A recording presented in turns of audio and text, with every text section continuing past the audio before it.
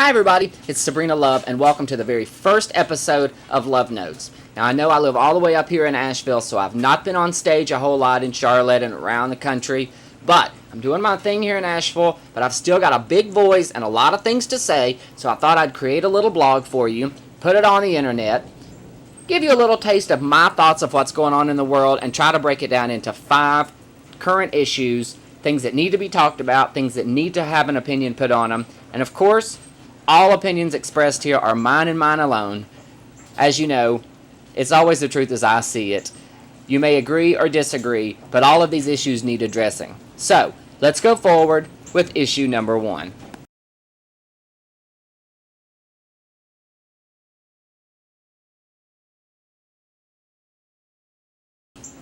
Issue number 1, Trayvon Martin. Now I know this is not really a gay issue, so why am I starting off this brand new Love Notes program with something that's not really a gay related issue? It's a discrimination related issue. Here's the thing. Part of my merchandise line sold black hoodies. Okay? I have a black hoodie. I wear a black hoodie after almost all my performances. And it doesn't change the beautiful, quote unquote, person that you just saw on stage just because I took my face off and put on a hoodie. But here's the real problem. These are 5-minute of fame kind of problems. You've got racial problems that are occupying this 5 minutes. 5 minutes ago, it was women's contraception issues with Rick Santorum and Mitt Romney. 5 minutes before that, it was the whole gay bullying issue. Now here's the problem. The Republicans that are running for the race, and let me just say this. The Republicans that are running for office should just go ahead, stop spending that money, and take some of that money, put it into education, put it into bringing our troops home, put it into anything they can put it into, because they're wasting every dime they've got. There's not a chance in the hell that they'll ever beat Obama, not with this cast of clowns they've got running here. So here's what I say. These Republicans keep saying they want to focus on jobs and the economy and jobs and the economy and jobs and the economy. And I agree. The economy's in a crap. The economy's not worth shit. But they don't want to make this about social issues. Well, this country is founded on social issues. And the 5 minutes of bullying, the 5 minutes of women's contraception, and now the 5 minutes of racial motivated hate, that's all social issues that directly impact the daily lives of the American family. And nothing compares to what the American family is dealing with when it comes to a personal level. Yes, we all need a paycheck. Yes, we all need a job. Yes, we all need a place of employment. We all need to be able to pay our bills. Okay? Those are the most important things in the world, of course, to anybody. But nothing could be more important than your child being bullied, your child being bullied so bad that they end up committing suicide, they end up depressed, they end up suicidal.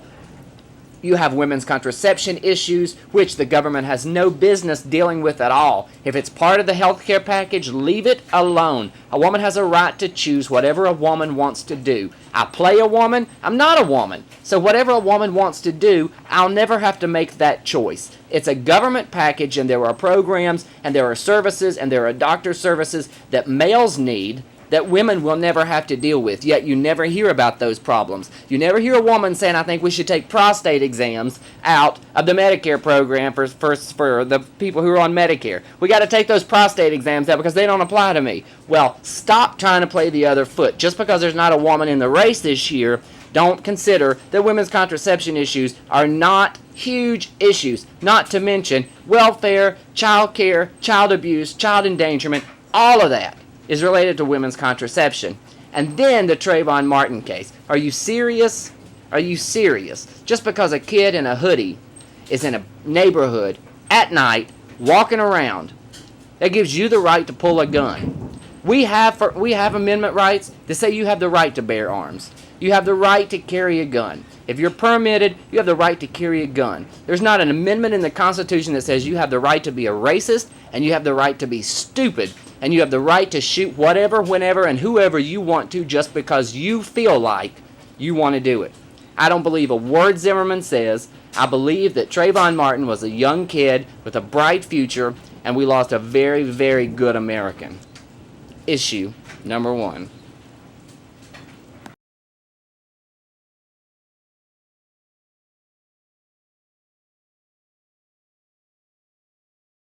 Okay, on to issue number 2.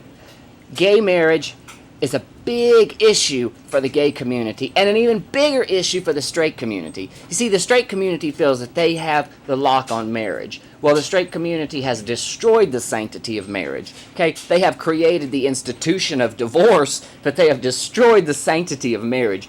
Okay, I don't care if you know 50 people, 25 of them have been divorced once. 5 of them have been divorced more than once. You know, I've got family members who have been married, divorced, separated 5, 6, 7 times. Okay? It's not our, as a gay community, issue to destroy the sanctity of marriage. The sanctity of marriage has been destroyed.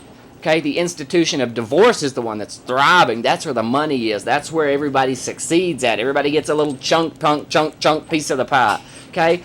So all that gay marriage could do is reinvent the sanctity of marriage. Okay? Because we know that it is incredibly hard to find a soulmate. We know that it is incredibly hard for gay men, gay women, bisexuals, transgenders, confused and questioning people to find someone that they are connected to, that they can fall in love with, that they can spend time with, and they can spend their lives with, and they want to make a public display of that. Listen, I'm in a committed relationship, okay? There's no marriage.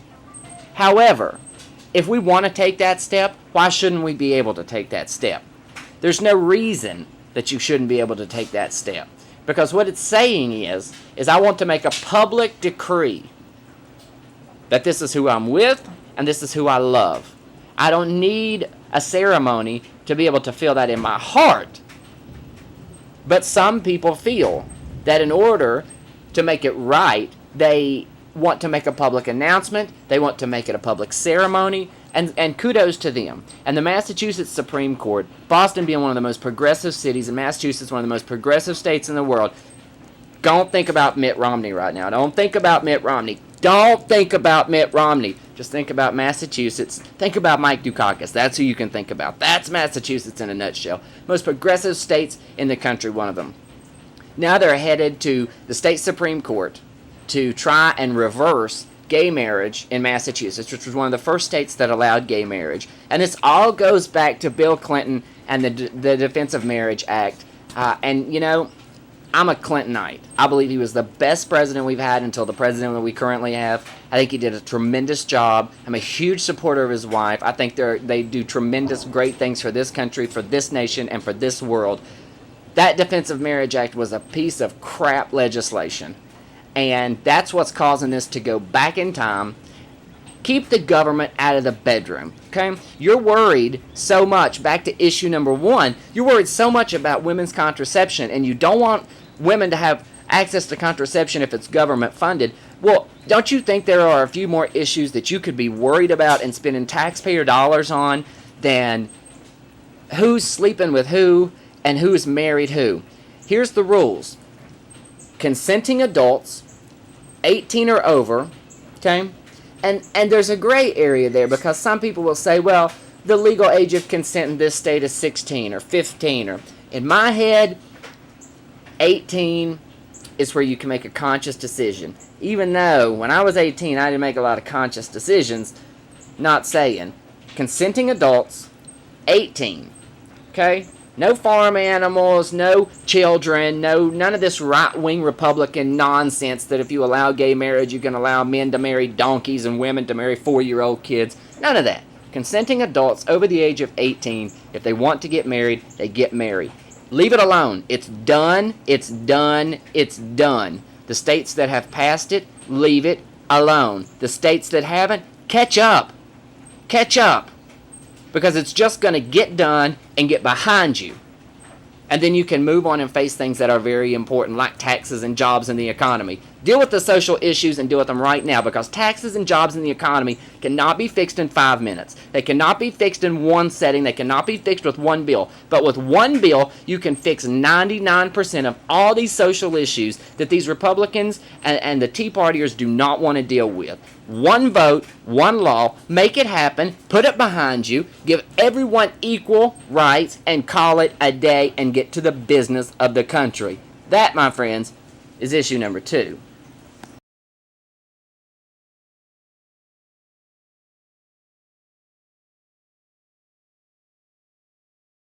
Issue number 3.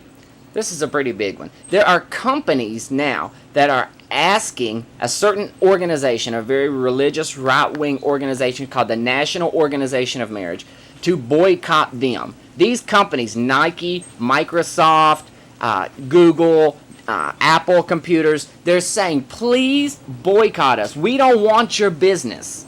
If you come to us, we would prefer you go somewhere else, because your stance on gay marriage and equal rights and civil unions is so against the core values of this country that we don't want your business. Now, that's a bold statement. These are huge companies. Google, Nike, Microsoft, Apple computers, the hugest companies I don't even think that's a word, the largest and most profitable companies in the country, the trendsetters, the ones who make the technology and the fashion that we crave and must have, are the ones who are saying, we don't want your money. Keep it. And in this economy, no business is saying that unless the company sees this organization as what I call domestic terrorism. This is domestic terrorism at its finest, when companies that are founded and based in this country will look you in the eye and say, we don't want your money because of the things that you think, the actions that you take, and the bigotry that you portray. Those people in the National Organization for Marriage are domestic terrorists, because hate is hate is hate. You got jihadists over in the Middle East who hate America. You got Americans in America who hate certain types of America. Where's the distinction? Where's the difference? If it is terrorism, it is terrorism, because if you get terrorized for being a certain way, because you're American, and there are overseas, Middle East, Far East, European, Canadian, Mexican, all over the world, no matter where they're from, if they have a discrimination against Americans because of who they are and the beliefs that they have, what is the difference in that than someone in this country saying, I don't like you as an American because you're this way? What's the difference? There is no difference. It is domestic terrorism. And these hate groups, these groups that filter hate, and there's so many little clips that I was watching yesterday about these pastors who were saying that and it's so smug and gross, but it's Sabrina Love, so I can talk that kind of shit if I want to. They were talking about how that homosexual men have no idea what damage they're doing to their rectums, and that we have to run off to surgery and have our rectums repaired and sewn up, and that we can't even wait for the stitches to heal before we're back splitting them back open, and it ends up putting us in diapers, and we need butt plugs to keep our organs in. I had to take a small second there because I was drinking my coffee, watching this first thing in the morning, and I said, I know a lot of things, and there's a lot of things that I know, I understand, but I know, but I'm pretty sure that's not why people use butt plugs, is to keep their kidneys in place. I'm just saying. Some of you probably know, some of you can probably tell me, but I'm pretty sure it's not because you just got out of the hospital and had your anus sewn up, and couldn't wait to get, horse fucked in the bedroom 2 hours later, so you ripped your stitches, so now you need a butt plug and a box of Depends. Give me a break. If a gay organization went on television and went into detail and described the things that straight couples do, the straight couple that was just on television yesterday that starved a 10-year-old child, he was acting up. He's a 10-year-old child. He should act up.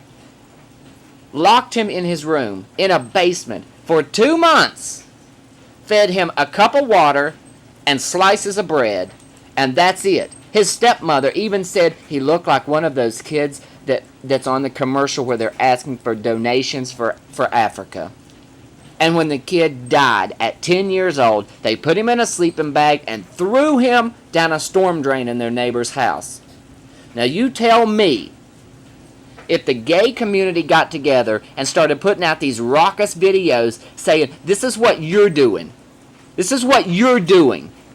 Don't point the finger at us on things that make absolutely no sense. A pastor talking about a butt plug has no business being in entertainment or in the media or in the press or anywhere at all. But watch what happens when the cameras turn the other way. And that's what this show is going to be about. The camera's turning the other way. And I'm open to suggestions. List below. Let me know what you want to hear. Let me know what you want me to rant about. Because, goddammit, I've had enough. I may not be speaking on stage right now in Charlotte, where my home base was, where I spoke the truth. And you knew when Sabrina Love was on stage that I spoke the truth. That's what this is going to be. Current, truth, and we've still got 2 more issues to go. That, my friends, is issue number 3.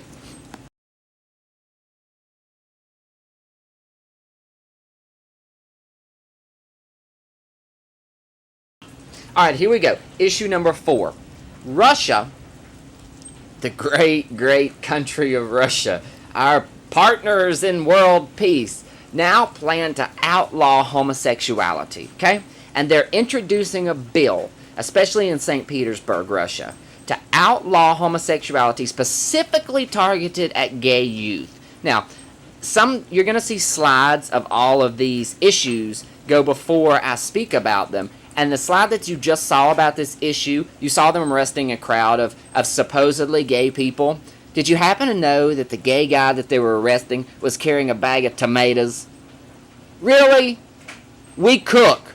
We like fresh, organic things. It's what we do. We're queer. We decorate and we cook really well.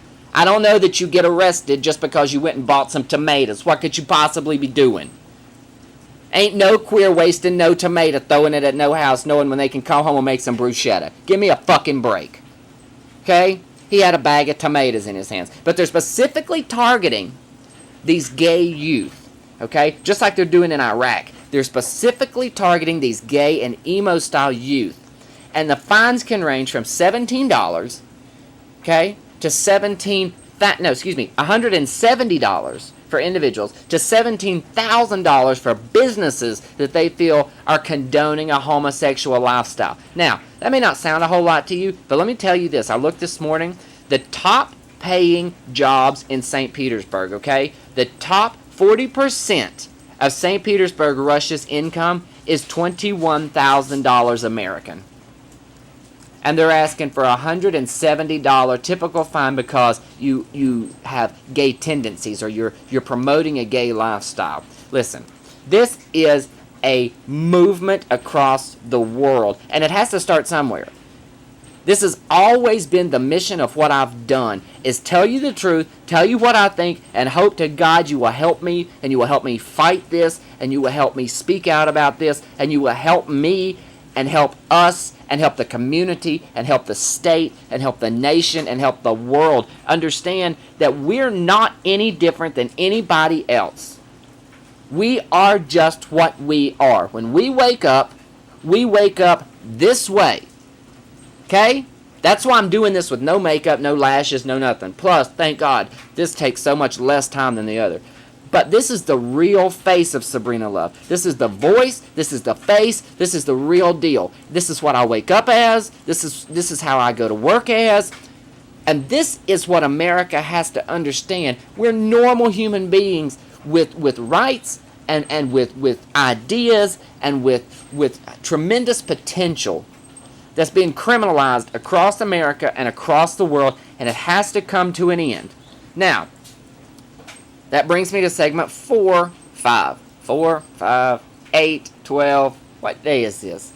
Anyway, this is going to bring me to segment 5, which is very interesting because I said this is how I wake up every day. And 99% of you that I'm looking at right now say, this is how I wake up every day. This is exactly how it is. It's exactly no different than any other day. Wait till you hear issue number 5.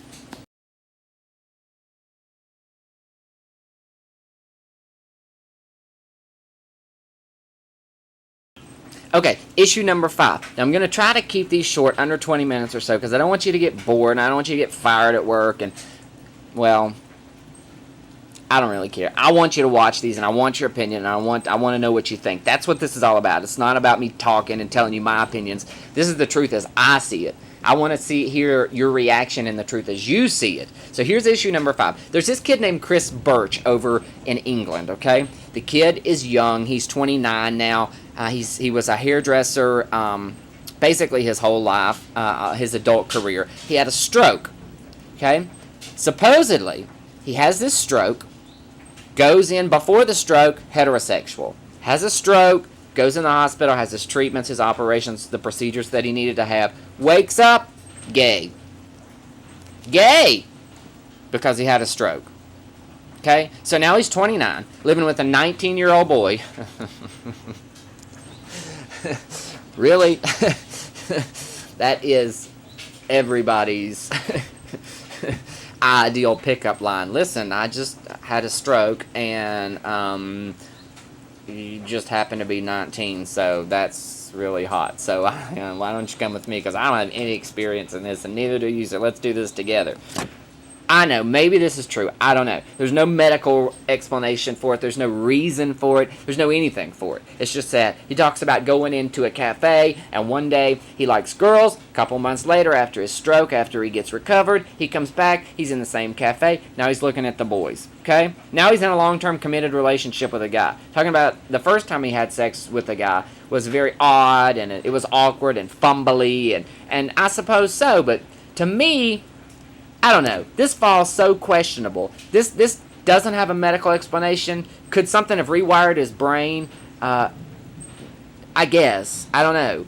I think in my heart of hearts that this is a genetic issue. We are born this way. This is the way that we were created. This is the way that we were made to be. This is the way that we were supposed to be. Just like your next door neighbor was born the way they were, your parents, your sister, the woman at the grocery checkout. That's how they were born. That's just how they were supposed to be. I don't know of anything ever happening where someone had a brain condition, tumor, stroke, any kind of brain condition where it changed who that person was.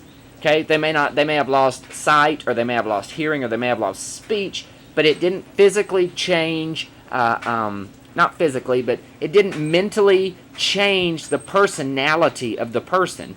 They may have forgotten who they were with amnesia, but they did not change sexuality.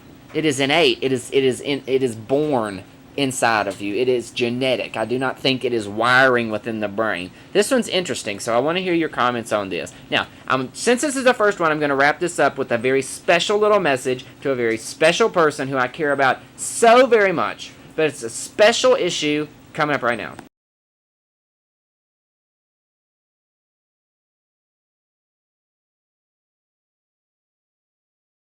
And here we go.